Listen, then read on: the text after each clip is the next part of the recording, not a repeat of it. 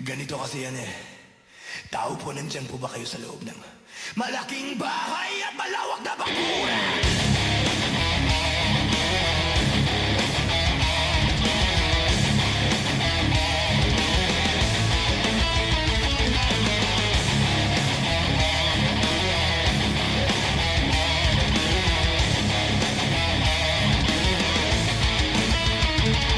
Mataas na pader, pinapaligiran at nakapilang mga mamahaling sasakyan. Mga bantay na laging bulong ng bulong. Wala namang kasal pero marami ang nakabarong. Lumakas man ang ulan ay walang butas ang bubong. Mga plato at kutsara na hindi kilala ang tutong. At ang kanin ay siputi ng gatas na nasa kahon. At kahit na hindi Pasko